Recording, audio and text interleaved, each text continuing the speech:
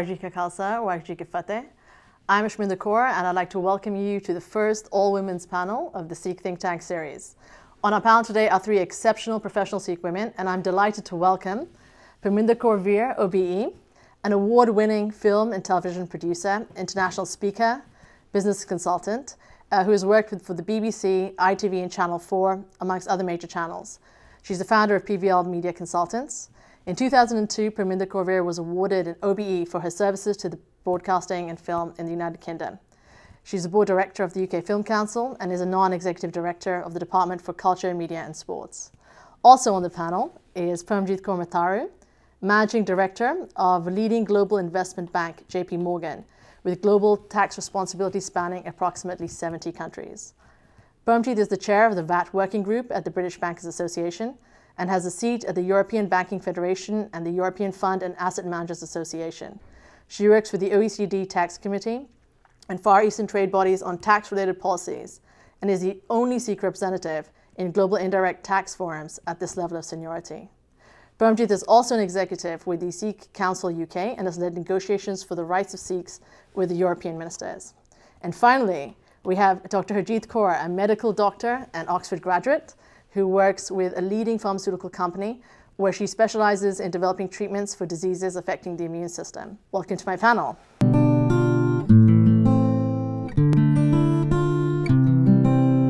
So Parmjit, let's start with you first. You have had an absolutely phenomenal career, and you've been involved in films such as Wuthering Heights, The Iron Lady, and Now Is Good, which I'm sure a lot of our audience have seen. And I just wanted to ask you, what got you started in media, and how did your career progress? Because it's quite an achievement to get where you are today. Thank you. I mean, I would say I've had a very unconventional career, and why I moved into how I got into film and television is it was really a passion for telling stories. I was passionate about telling stories which reflected me both on television, in the radio, in print, and in cinema. I came here in the 60s. I came to England in 1965 as a 10-year-old, as an immigrant. And there was very little of our stories, our realities that was reflected. And that remains still a passion, that if you want to work in television, you have to have a passion. If you want to work in the media, and my passion was telling stories. There are those who've got passion to be technicians, editors, cinematographers, directors, writers. My passion was finding a way of telling stories. So all the stories that you've told so far, which story stands out in your mind for you? Gosh, many. I mean, I started my career as a researcher in the BBC, making small items from 10 minutes, 15 minutes. My first film I ever produced was, as an independent, was a dance drama set in the London Underground. I guess out of all of those are films that combine social activism, art and culture. So I made a lot of documentaries around what was then called the Third World, Africa, Asia, Latin America. Films on the enforced sterilization of women in India, Algeria, women at war. So you also co-founded the Cultural Diversity Network, which is an alliance of UK broadcasters that work to create greater diversity in UK film. So how would you see the opportunities for Sikhs wanting a media career now versus when you started? Well, I think how that was way back in 1996. I looked around at British television and I thought, gosh, if an alien landed in London and walked around London, they would see one London, a multicultural, culturally diverse London, incredibly vibrant, multilingual, and every nation of the world represented here. And yet when that alien would go home and turn on the television, there would be ethnic cleansing, and there was very clearly a complete lack of representation of Black and Asian talent on the screen. When they did appear, it would be in some stereotypical role. In the soaps, they would be cast as criminals, or the Asians would be cast as corner shop owners. And I have deep respect for those people who run corner shops. But the Asians in the UK also run other things. We run the National Health Service. We run the banks, We are across the public and the private sector, And that just was not reflected. Why? Because television only thought that it should cast black and Asian actors in race roles, and not because they can act or that they can produce or that they can direct mainstream general programming. So the Cultural Diversity Network really came out of, led from Carlton Television, which is a commercial channel, and it had both a moral reason for doing it and also, for me, a business reason. You cannot ignore the wealth that the Asian community and the Sikh community in particular contributes and generates to the GDP of this country. And it was the business case that one was making as well as a cultural case. Things did improve? Are things continuing to improve? I was at a launch of Meera Sayal's Asian Comedy Night at BBC Radio, and it was interesting hearing her say something, and she said it in a joking manner, which is, where is the ethnic representation or reflection in Downton Abbey, in some of the more popular television dramas that we're seeing, yeah? So I think, the issue still remains. The challenges of getting more and more Asians on screen, I don't think that challenge has been met completely. And do you think that's because there's not enough people who are trying to get into this field, or do you think they're just blocked at certain levels, or they're pushed into particular stereotypes and it becomes very difficult for them to break out? No, I also think, for me now, 1996, I thought it was really important to take on the establishment, the BBC, the ITV, Channel 4s, Sky, and get them to really change, both from behind the screen and in front of the screen. 2012, when really, where is the demand for content, and where is the surgence of creativity and innovation? It's in India, it's in Brazil, it's in Mexico, it's in China. So for me, if you are a camera person, you're a cinematographer, you're a sound recordist, and you are working in any aspect of the industry, you're in business, you're in finance aspect of the industry, you should not limit yourself to the UK. The industry is a global industry, and it's an industry that allows you to transfer your skills, yeah? Okay. Then, I'm just looking at your list of awards, and they're so long. I'm just actually going to read out a few of them. And you were awarded an OBE, which is a fantastic honor, in 2002. In 2003, you also were awarded the Media and Arts Award at the Asian Jewel Awards. In 2001, you won the Asian Women of Achievement Award for Media and the Windrush Diversity Award. And you were also given an honorary degree.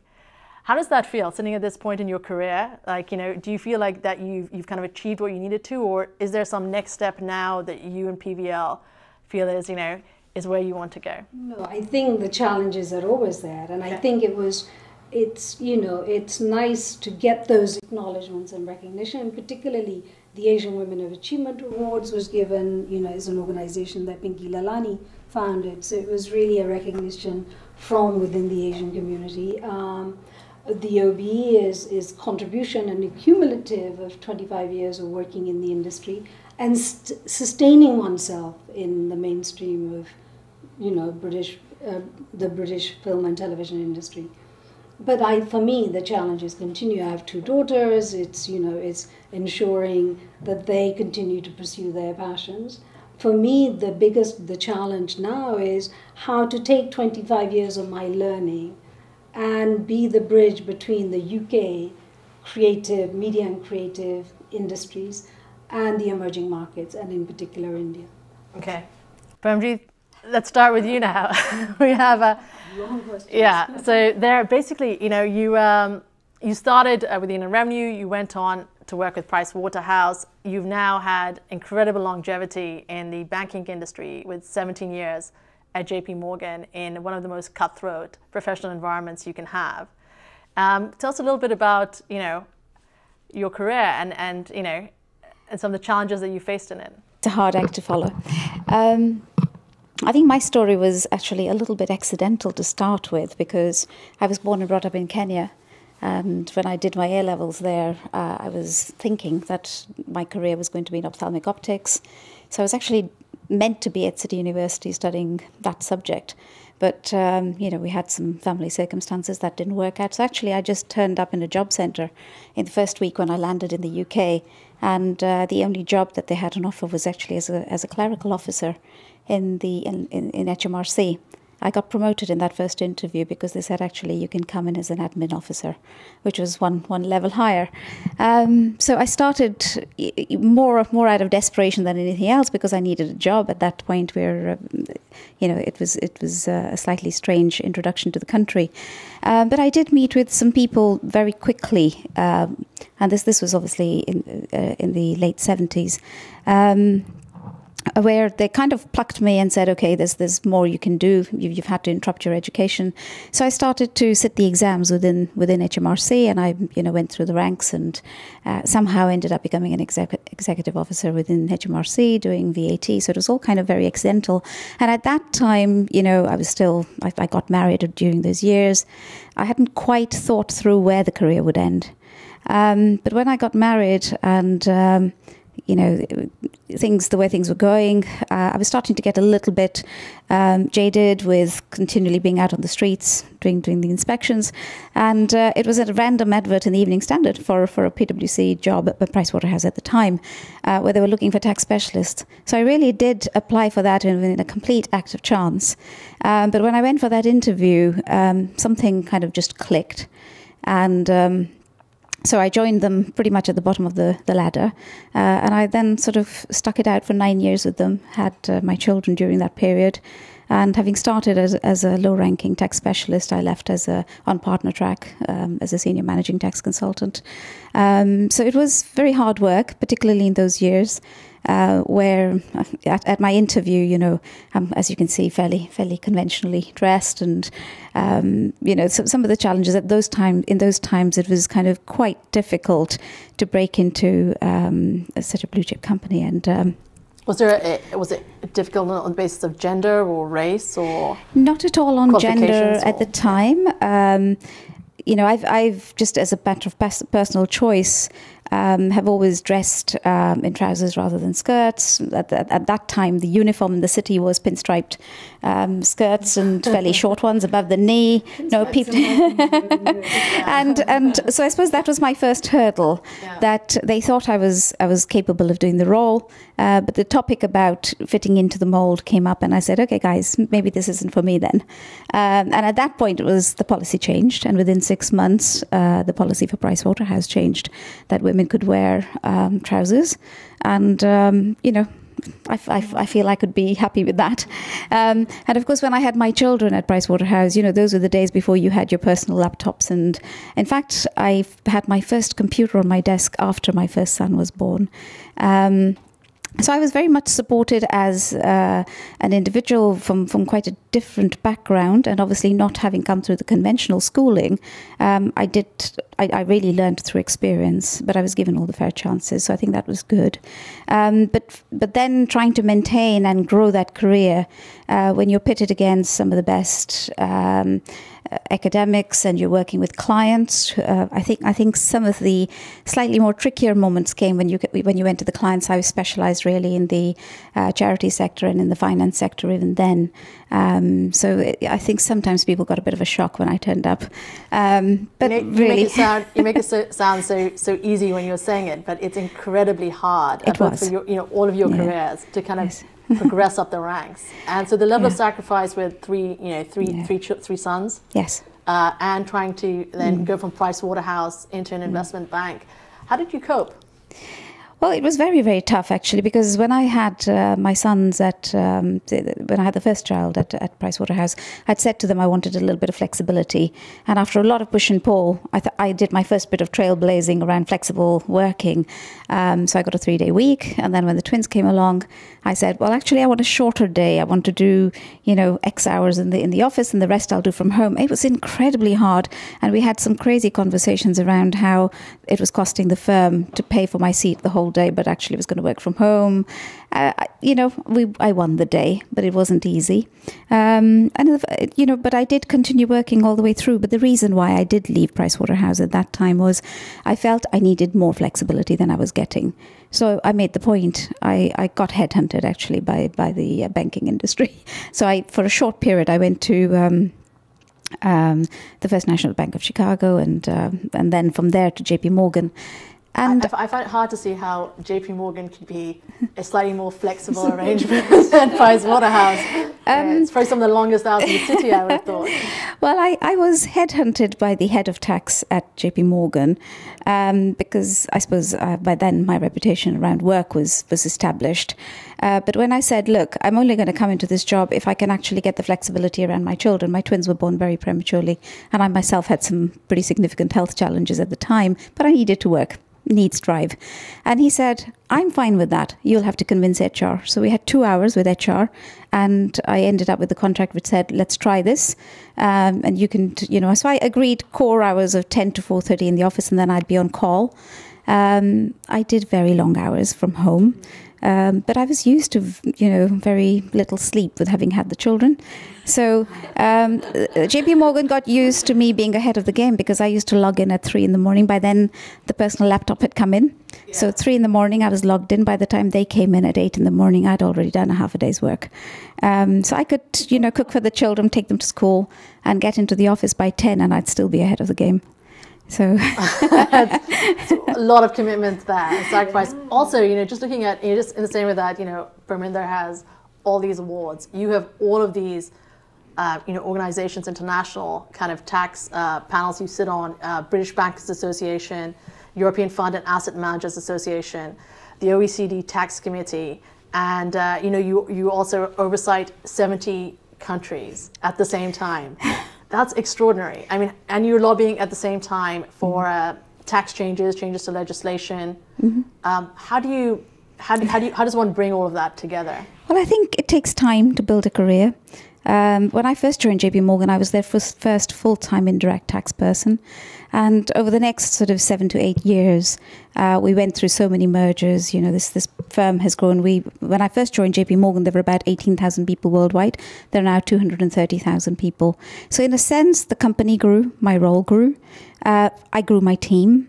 I like to think I recruited really good people. So you can't do everything yourself. You have to build teams. You have to, you have to have integrity in your function. So you've got to have that business model. You've got to be able to sell it.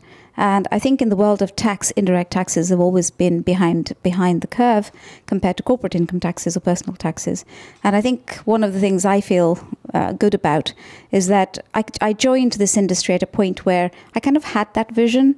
So today, if you look at the way the whole kind of profile of taxation is going for corporates, personal taxation across the world, it is indirect taxes that the governments are really going after. Yeah. So I think I kind of had that vision for myself, and then I did manage to convince a lot of people along the way. So I think the lobbying, well, once you become proficient in your subject, it's not good enough just to sit at your desk and do what anybody tells you to do. You have to kind of look into where you want it to go, and you become responsible for that portfolio.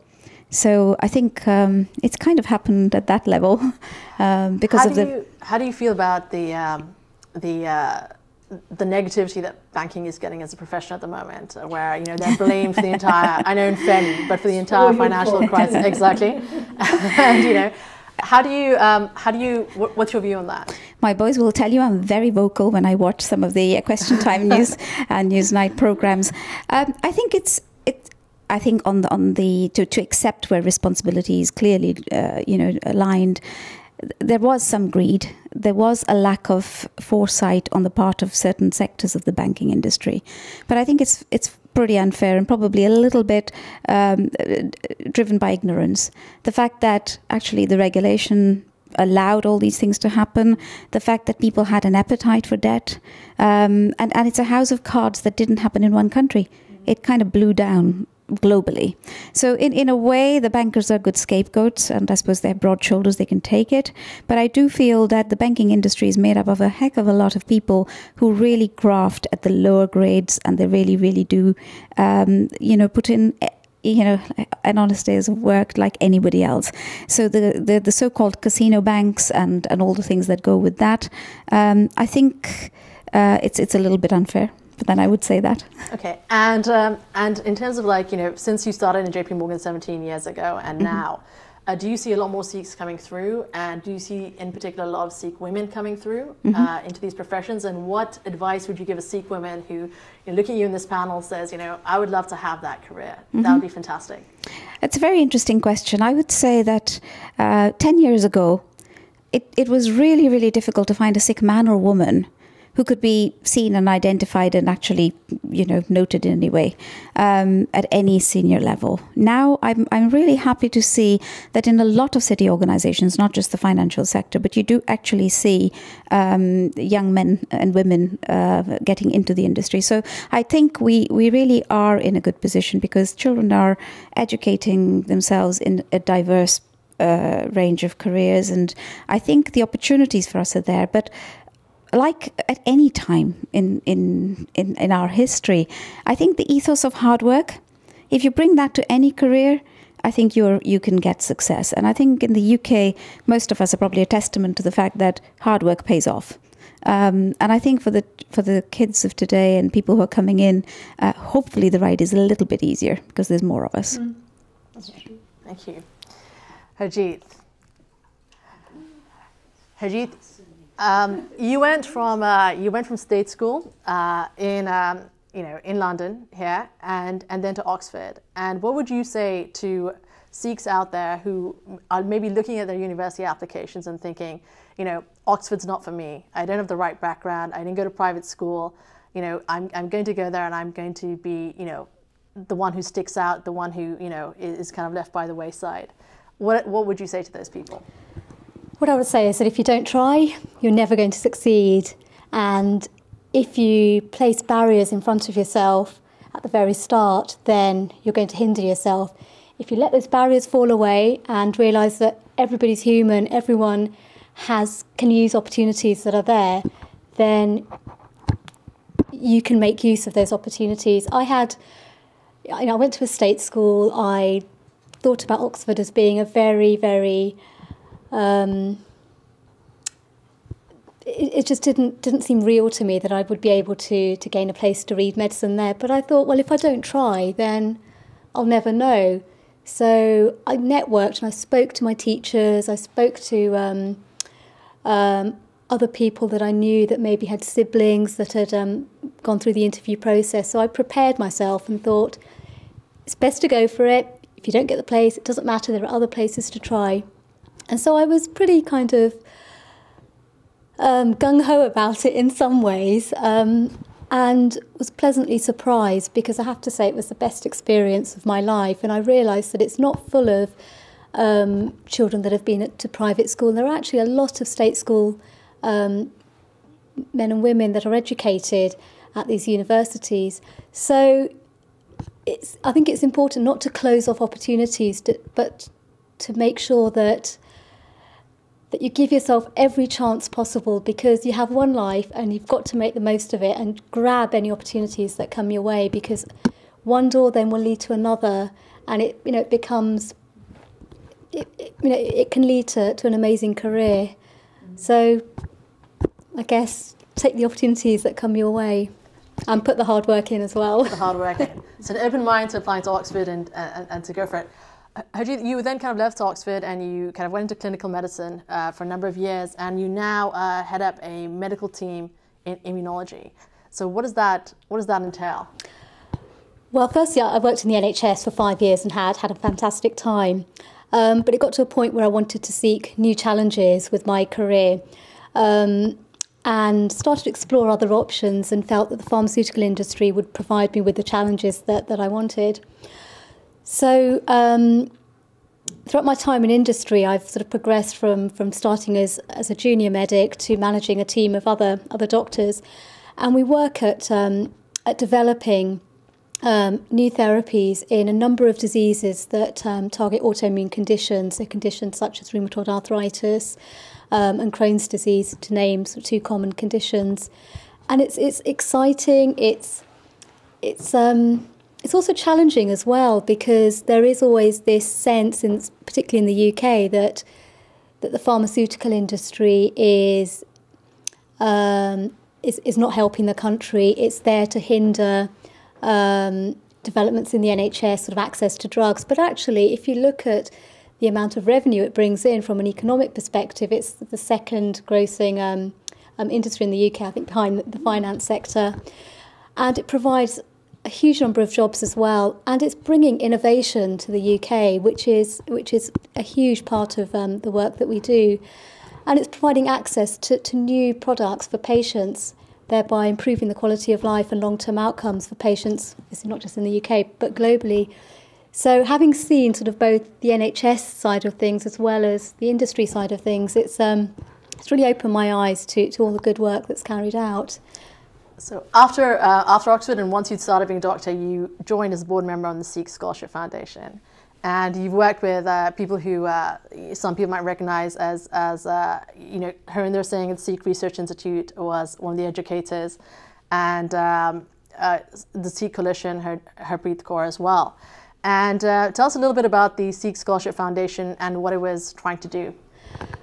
It was a fantastic initiative, and obviously you were one of the founding partners of the organisation.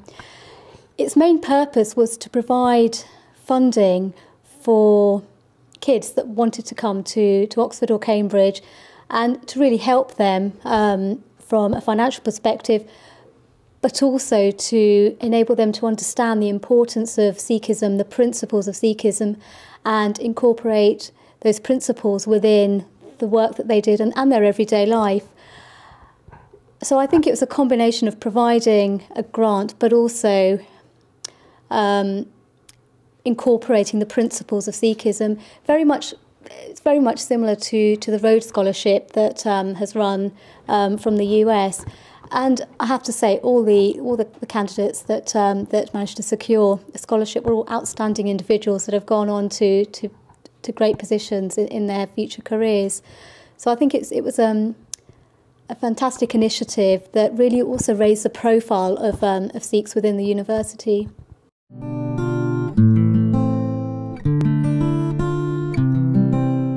At the time of Guru Nanak, the environment for women was very much like Taliban Afghanistan, if not worse, where women were basically objects and they had no rights. Guru Nanak started out by saying that, how can anything that comes from a woman be superior to a woman?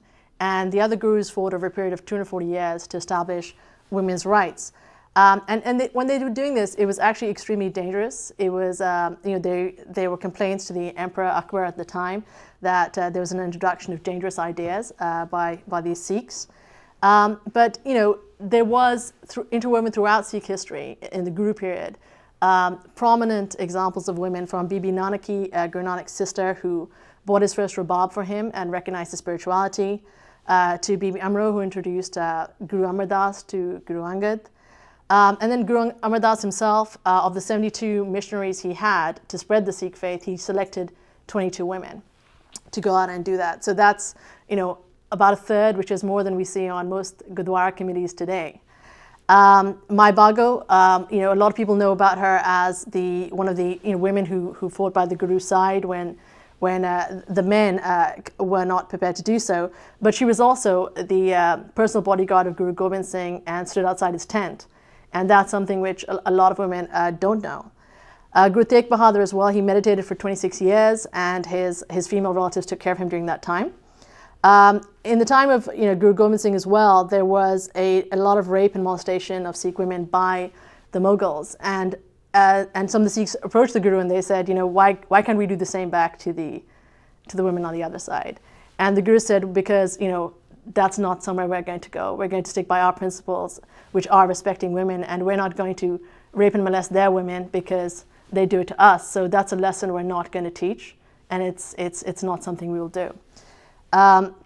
Post the Guru period, after Banda Singh Bahadur, there was a continuation of these rights, in the sense that it was common for Hindu women to be enslaved by the Mughals and taken into slavery. And when they passed through Punjab, Sikhs would often intervene to rescue those women and free them from slavery. That was a very prominent role, which was played by Sikhs at that time. And in addition, you also had Sikh women like Sharon Kaur, who rescued the bodies of the two oldest Guru Gobind Singh's sons, and the other 40 Shaheed Singhs who died with them, and she cremated them. And she did this at great personal risk to herself, going in to actually pick up the bodies from the battlefield when surrounded by the enemy. So that was kind of the history of Sikh women, where you can see, it's difficult for us now to imagine how anti, women's rights that era was. But over 240 years, the Gurus clearly fought very hard to establish women's rights. What is your role? What is your view for the panel generally of Sikh women's rights today? Where do we stand on these issues? Clearly, we continue the baton.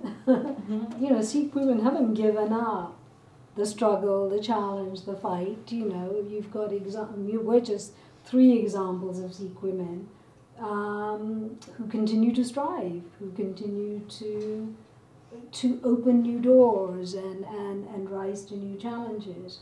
And when I was just recently in Punjab, that Sikh women are not cowed down.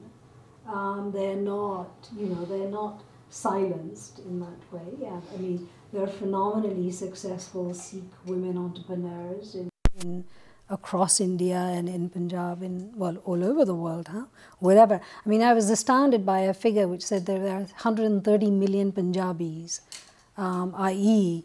Punjabi being East and West Punjab, but and the Sikh diaspora is huge. So I think what the Gurus started, the recognition that women are equal to them and that they have an equal role to play, and that women have a role to play in the home as well as on the battlefield. And the modern contempt, of that is that we have a role to play in the home.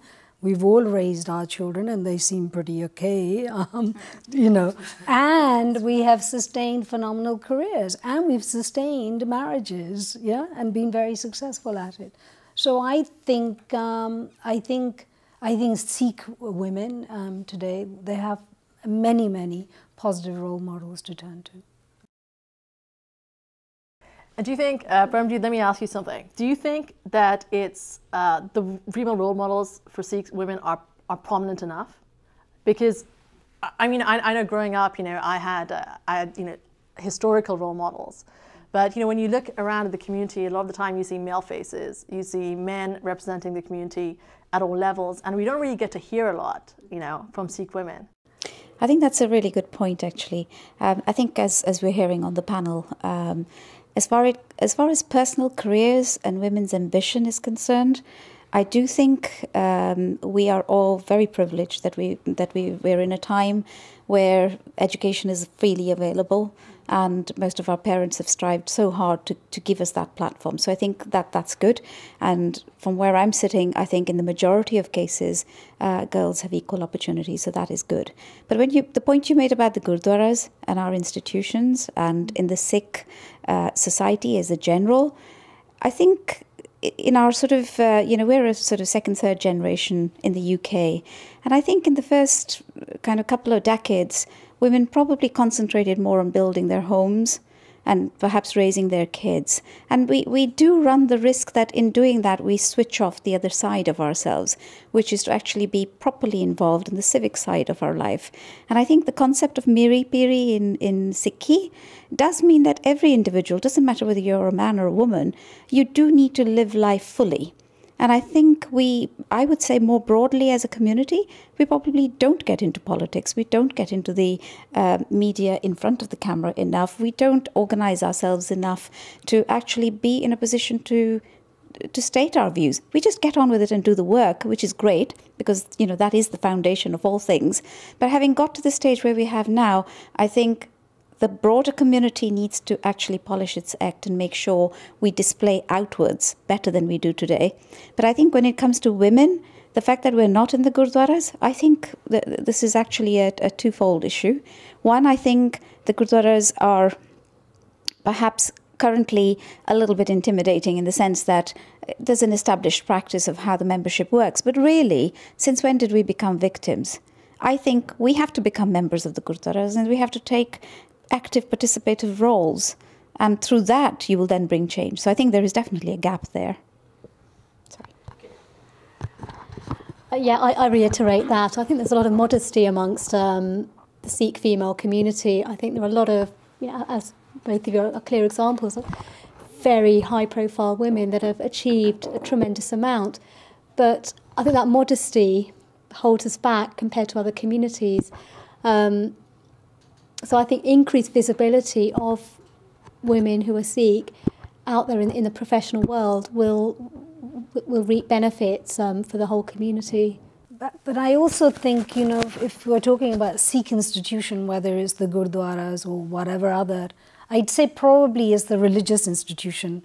Is that right? Where women are still in the background, even though when you and we go to the Gurdwaras, it's the women who are keeping that institution ticking every day. They're the ones who are there, cooking the foods, cleaning the place. The service that the Gurdwara that I go to in Southampton is phenomenal. But I would turn it around and say to the men on those who run those institutions, do you realize you're missing an opportunity? Do you realize you're missing the opportunity of getting a diversity of views and ideas at how an organization can be run and can be managed, yeah? And that actually, yes, we as Sikh women could take that institution on. Here is this, you're taking on JP Morgan and tax and immunization and the media. We are taking on many big institutions outside. But, come on, Sikh men, look at what you're missing out, yeah, by not inviting us to be included in the debates and discussions in the institution that you're running. It's you who are keeping that institution behind, yeah? Should we wait to be invited, No. or should it be that we are proactive to kind of push ourselves onto that table of discussion?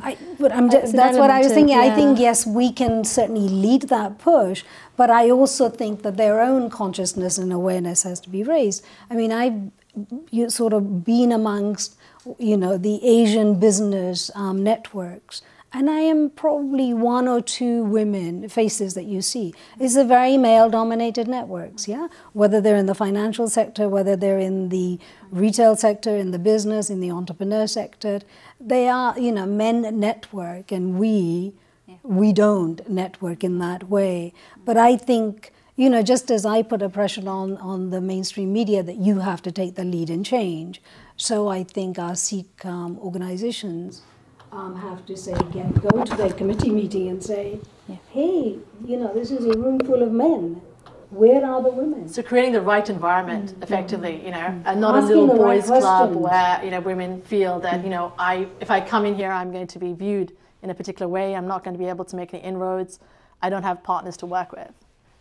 I was going to, if it's okay, just to talk about this a little bit. I was going to actually introduce your UK council work.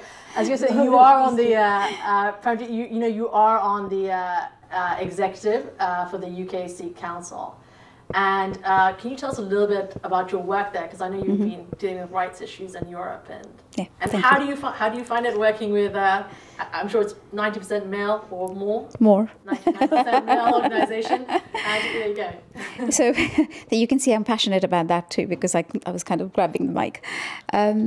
It's interesting because, the Sikh Council, I have not previously belonged to any Gurdwara institution membership, so didn't do any of that while the kids were growing up. But when the Sikh Channel first started to run this campaign about we ought to have a council, we need to have an umbrella organisation that brings various Sikh existing organisations and various forums together so that we have an umbrella. So the Sikh Council was kind of really touted on the Sikh Channel as being something that anyone could apply to, and people were very engaged. There were some huge open meetings, and I started to get a little bit piqued by that, thinking, oh, this is interesting.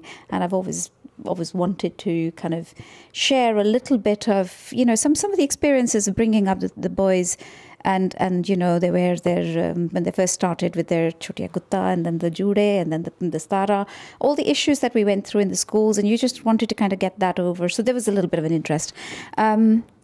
When the council was formed, so I volunteered into it.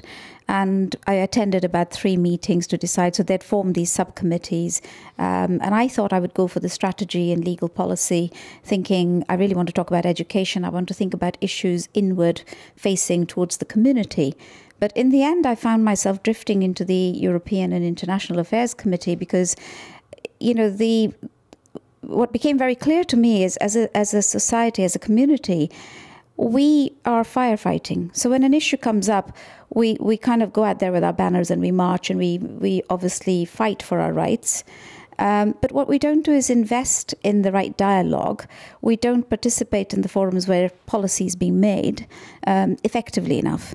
And certainly for Sikhs sitting in the UK, a lot of the human rights related legislation actually comes out of Europe.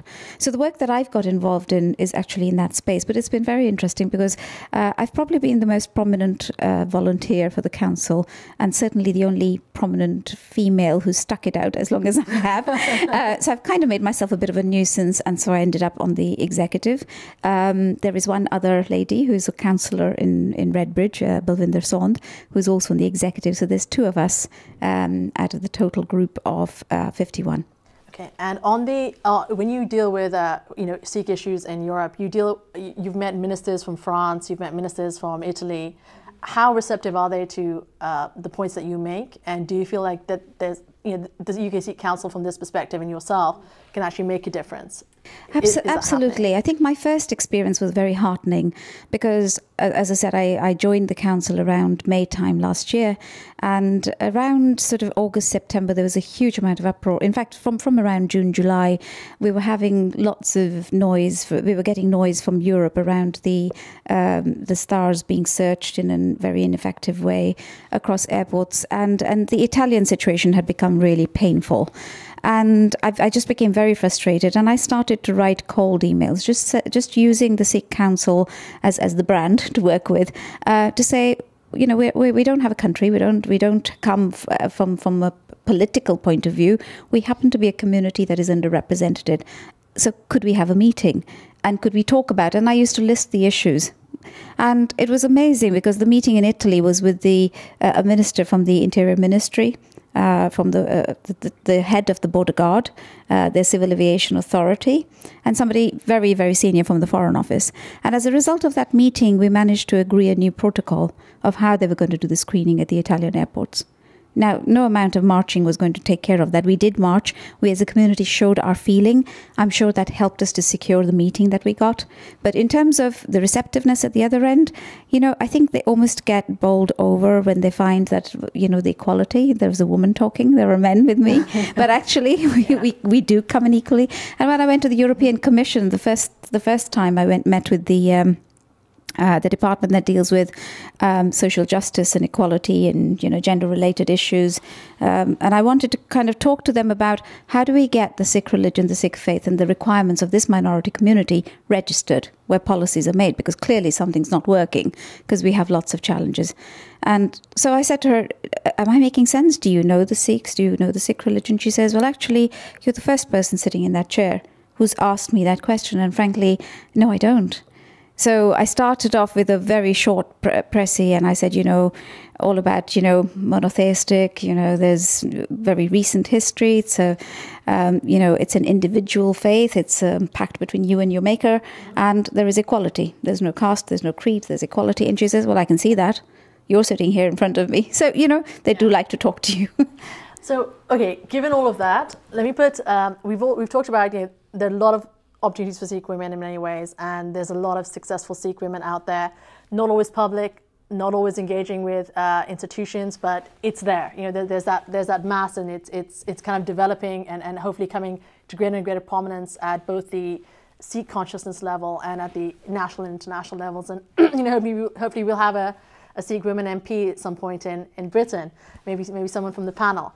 But there is the other side, which is, and I'm sure you've all heard it, munde kar de, Kuryani kar de. There's that mentality, in families. And there is also, when I speak to Southall Black Sisters, they have 3,000 reports of domestic violence a year. Of those, 60% are Sikh women. So 5 Sikh women a day call Southall Black Sisters to report domestic violence. What are we as Sikh women? Are we first of all, are we aware enough of that side of our community? Are we supportive enough of the institutions like Southall Black Sisters who actually deal on a day-to-day basis with these women? And is there a whole kind of, in a sense, almost a section of women in our society that are increasingly marginalized, they're not helped, and they're treated pretty badly? Add to this, in the Punjab, female feticide amongst Sikhs, where 13% of female Sikh fetuses are aborted before pregnancy because it's seen better to have a son. And there's still a bit of this munda mentality, where the munde can do this, the kuriya can't do this. Given everything we've said about equality and opportunity, what is the size of this battle facing us? And to what extent are professional Sikh women engaged, or should they be engaged? I think you've raised a real problem that we face in our community. I certainly wasn't aware of the extent of the levels of the problems that you've illustrated. So I think there is a need for education amongst certain sectors of the community to really bring home the level that women are suffering in certain groups of the Sikh community. But I also think there's an educational need for the professional sectors as well to really understand just how deep-rooted the problem is. So I think we need to work proactively to try and address this, because I certainly wasn't aware of the extent of the problem. I'm aware of this. It was way back in the 1980s that we set up. I was amongst the women who set up Southall Black Sisters. And domestic violence was one of the biggest issues within our community. I'm talking about the early 1980s. So this isn't a new issue. I think the thing that, and it's not surprising, we set up Southall Black Sisters in Southall. And there was always a contradiction. Here was the Sikh community that really took on the national front in 1979 when they came marching into Southall, and we were all there, united, men, women, young and old. And yet, on the other side was this extraordinary levels of violence. So as Asian women and as Sikh women, we took up that issue a long, long time ago. And we fought for the resources, and we continue to fight for those, those resources. And Southall Black Sisters have not had an easy ride in being and remaining where they are, yeah? So it's a real, we all have to support the work that Southall Black Sisters doing. But I also think, the Sikh community does, it's a phenomenal challenge, yeah? In terms of the gross imbalance between boys and girls. As I said, I've just come back from Punjab, and one of the things that I learnt there was that this disproportion between men and women is causing Sikh, at one level you could say it's a good thing, but they're having to import so-called foreign wives. And wives are coming from, Bengali community, they call them foreign, they are Indian, huh? Or South India, i.e. that they are having to, because there's a lack of, there's now, the women, the presence of women is the ratio between men and women is so small now that they are having to bring in, marry women from outside, which obviously has its other challenges of integrating different cultures within the Sikh. So I heard in Punjab that they are beginning to address that issue, that they recognize it's a big issue and that they are beginning to address it. But it's something that maybe we could do a bit more in the UK to highlight, how profound it is back in Punjab. I'm not sure that obviously doesn't happen in the UK. And I think the feisty young Sikh girls who are growing up in Britain will not tolerate, the boy can do this and the girl can't do this. I'd like to think our children are much more challenging, and we have allowed them to be more challenging as parents, yeah? Yeah, I think you made some really good points.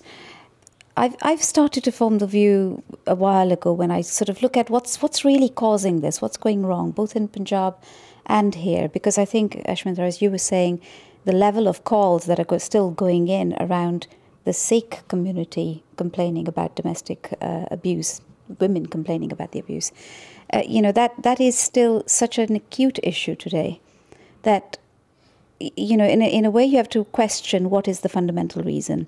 And I do think that we have kind of forgotten to live by Sikh values.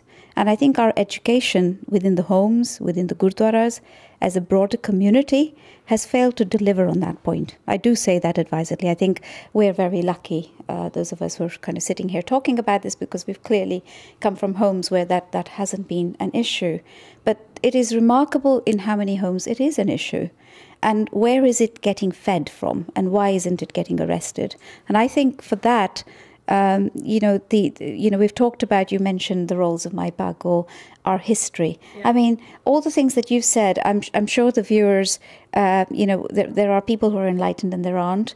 But I would say that for myself, I'm ashamed to say that I probably didn't know as much about them in my 20s and 30s as I do now.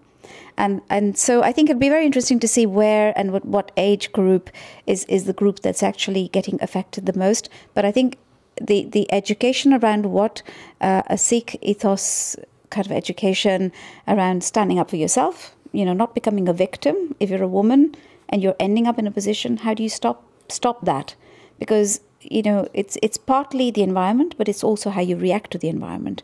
And then when you become parents, how do you parent? How are you dealing with things? So I think it's a matter of education.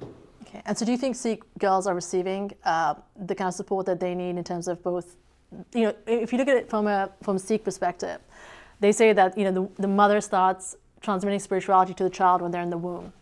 And then during the formative years of the child, until they're influenced by the world, the mother is really the kind of wisdom element, and the father is more the santok, the steadfast element.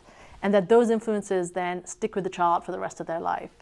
To what extent do you think Sikh women should kind of more actively and professional women as well should take a stand going around to Sikh women, Sikh girls, and kind of educating them, first of all, in terms of their history, and second of all, in terms of their rights? And do we just bypass the gurdwaras? Are they just useless in this arena? Or, I've yet to find a single gurdwara that's ever addressed the issues of domestic violence, alcoholism in the community, which maybe, Harjeet, is something you can address. All drug abuse. Where are these issues getting addressed? Obviously not in the Gurdwara forum. So as Sikh women who are primarily the victims of both, these kind of abuses, and also the people who have to take care of it, what should we be doing? And should we work outside the Gurdwara system, and how? I think my view is it's not just the role of the mother. It's both parents need to take an active role in educating their children. And I think it's just as powerful if the education comes from the father, because it empowers a girl to realise that when she is eventually married, that her father's perspective is that that sort of thing shouldn't happen, and I think it makes her stronger to deal with such a situation should it arise. It's not purely the mother's role.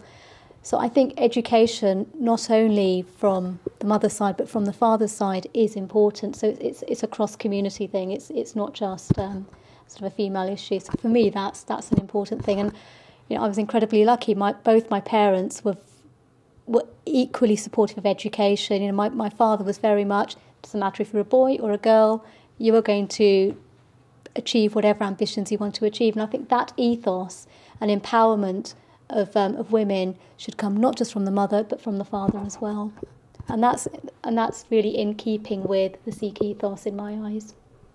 And how about sorry? Yeah, I just want to say I think one of the things that I get worried about is that we hiding behind the cultural curtain, and particularly if we're living in this country where that we don't want to wash our laundry in public, or we don't want to talk about the negative stuff, yeah?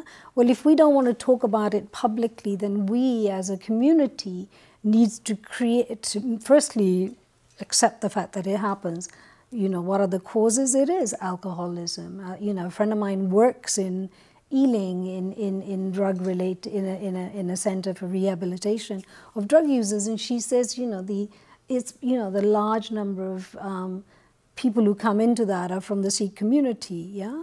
So, you know, drugs and alcohol, I mean, you know, and living in the kind of social environment.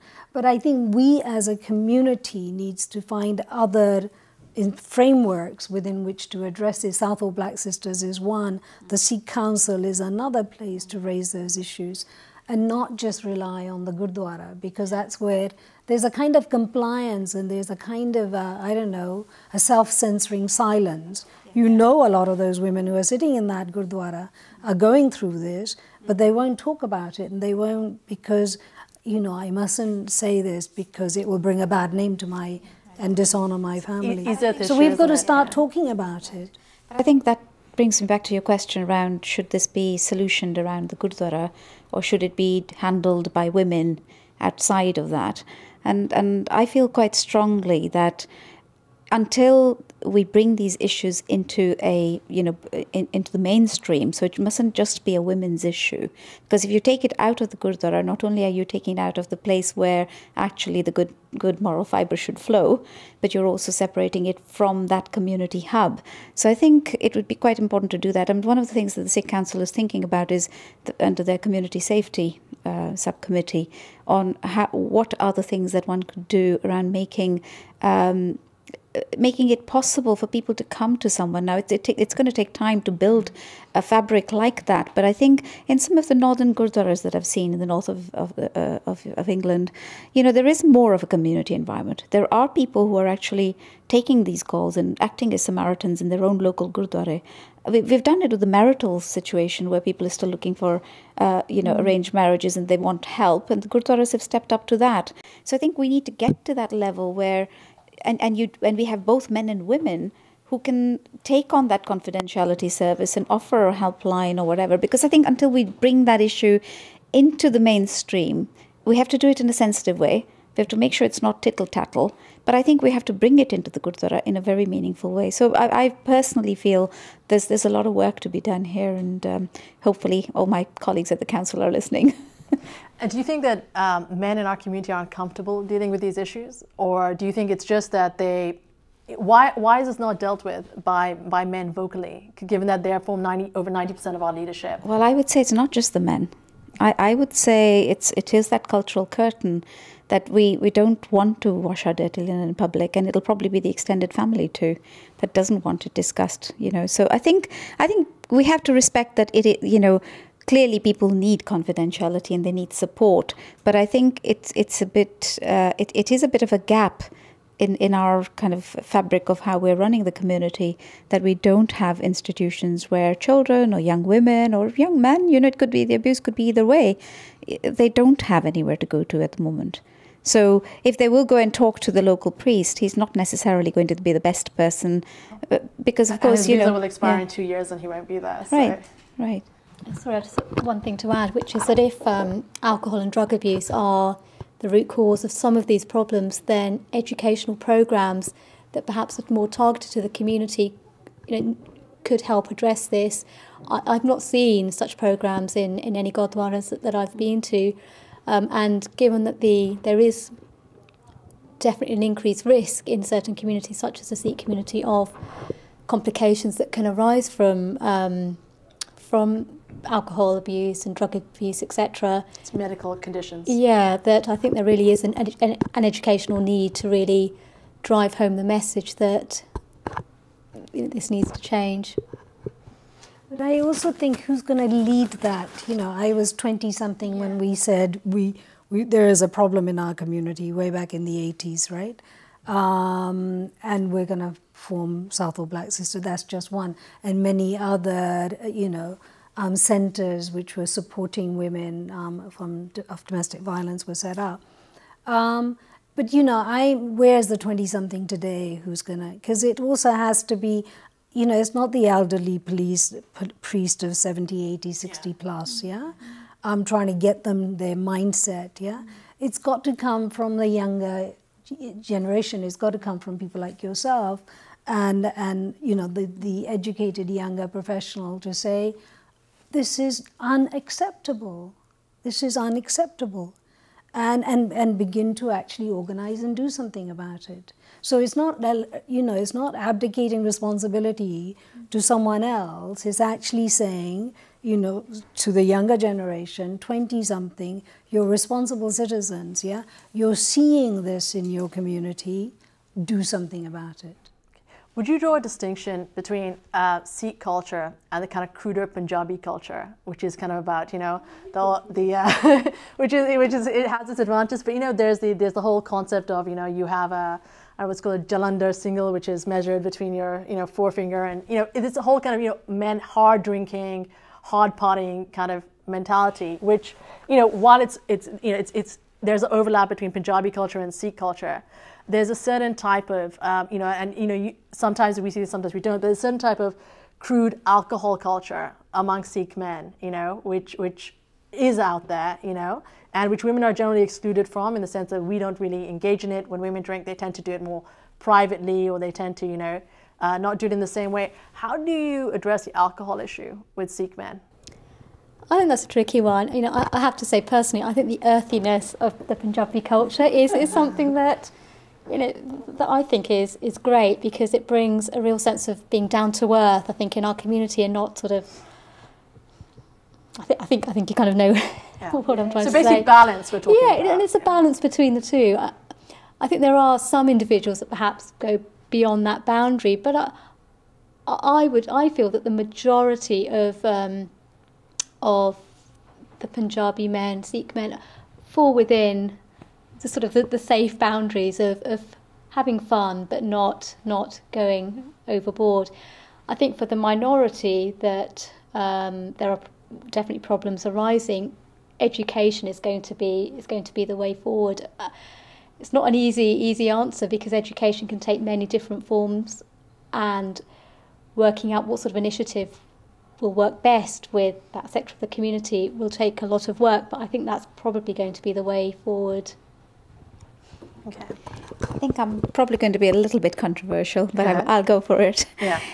I think we sometimes run the risk of mixing the kind of the ethnic Punjabi group with the Sikh religion, because I think if you talk about Punjabi culture, the Bhangra shows, have a laugh, the down to earth earthiness of community relationships, having a good time.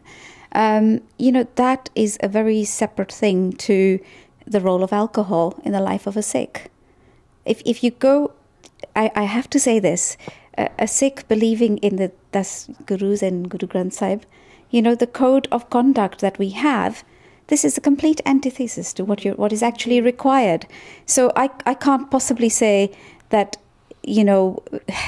the halfway house works. I think the education around why do people feel that alcohol or drugs are necessary for us to still enjoy the Punjabi culture or the Sikh culture, because culture versus religion, I think, are two different things. And I think the culture is hugely rich. Our food, our fun, our festivals, these are all wonderful things that we can enjoy. But when you have that crossover between culture and religion, and the word Sikh really is more religious than the word Punjabi. So I think the Punjabi culture versus the Sikh religion, I would really like to draw that distinction, because I think the one is actually very different from the other. And from an educational perspective, I totally agree with that. Having in my late life, my father gave me 4 volumes of the Granth Sahib when I was very young in English, and I just wrapped them up and put them on a shelf and said, one day I will read them. And it was only when he passed away that I opened those books and started reading them in 2008, I think it was. And it took me 3 years of reading, a chapter every day, but it's an English translation. And I thought, wow, I started, my first language was Punjabi, though I don't read Punjabi anymore. But the depth, the beauty of that text.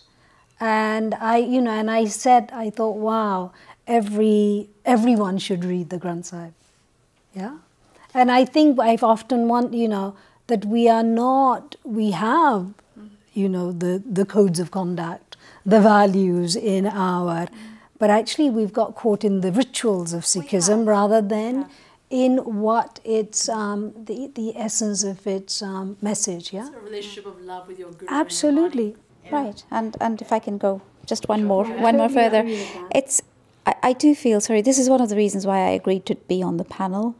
Being involved in the council and having gone through the career that I have myself, and being my father's daughter, I bring those three things together. There is absolutely nothing that our gurus have given us that stops us being the top scientists, doctors, whatever we want to be, because Girt Karni is a fundamental. You know, we're told, go out there, go do. Don't just speak, go do. So that's fine. I think when it comes to being happy and enjoying family relationships, Babaji says, don't, be a gristi. Don't be an aesthetic. Do everything. Live your life. Live it fully, but do it consciously. You don't have to be half out of it to actually, you know what I mean? So yeah. I think these are things which I think a lot of people now, because they don't, there is a language issue, perhaps there is an issue around how the prachar is done. That certainly my kids, I've when they were younger, I certainly used to. I was very lucky because my father was in a Khand party, so I had the benefit of that. But the translation of when you've gone to the Gurdwara and you've heard Maharaj's Vak, what does it mean? What did we read? What did that read? And the fact that is your personal conversation with the Guru, it's only personal if you're listening. If you don't listen, you don't hear that message. So I think that's something that perhaps we as a broader community are not as aware of today as we need to be. So I think the education, whether it's around infanticide or whether it's around drug abuse or whether it's around alcohol, I think we kind of need to get back to core values. And we're very, very lucky as Sikhs that we've got this written down in a very contemporary fashion. They're easy to access. So I think we just need to open the book. Okay. As a final question to all the women on the panel, if we were having this conversation, let's say in another 10 years' time, what would be your top two things, to have come out of this? Where would you like us to be in 10 years' time versus where we are now? What do you think are the important things to kind of achieve in the next 10 years as a community and as Sikh women? Start with okay. Okay. That's fine. Well, I think in 10 years' time, I would really like the broader Sikh community to have revisited their own history and their own tradition, so that this question of who are we and what should a Sikh person's values be, I think if that has been refreshed, that'll be great. And I think this whole question, second point was the Miri Piri point. I agree with you. We need the Sikh MPs, we need the politicians, we need the doctors, academia. Yes, please. It's very interesting that kind of just follow on from there a little bit. Like with Mata Gujri, when she took the two of Guru Gobind Singh's youngest son, the two Shahzades, and they were going to be killed by Wazir Khan at that point. And the last thing she said to them as a grandmother, watching your two youngest grandsons going to be killed, was remember who you are. Yep. So I think that that kind of feeds onto your point, that do we actually remember who we are in the first place? And next to I think for me it's ensuring that the community continues to be proud to be Sikh, and that can manifest itself in different ways through increased visibility within within public life, but also empowerment as well. So it's really recognising that being a Sikh is important and worthwhile. Gosh, and I mean, I suppose it's as I'm sitting here listening, thinking, is it being a Sikh in the UK, in Canada, in Australia, everywhere, in the US, and then obviously being a Sikh in Punjab itself. Absolutely, yeah. I think if I look at it from my own children's point of view, two daughters, 23 and 19, and it's interesting that the 19-year-old is going to Oxford to read Sanskrit, and she was born here and educated here. What I'd like is that they really, this is in 10 years' time, that a generation has grown to really value ancient wisdom that we have within our community. Thank you very much. And let me thank all my fantastic guests, and I'm sure there's a lot there for you to think about as viewers. And let's sign off on this first women's panel for the Sikh channel and Sikh Think Tank series. And I'm sure you'll agree with me, it's been extraordinary. Thank you very much. Right.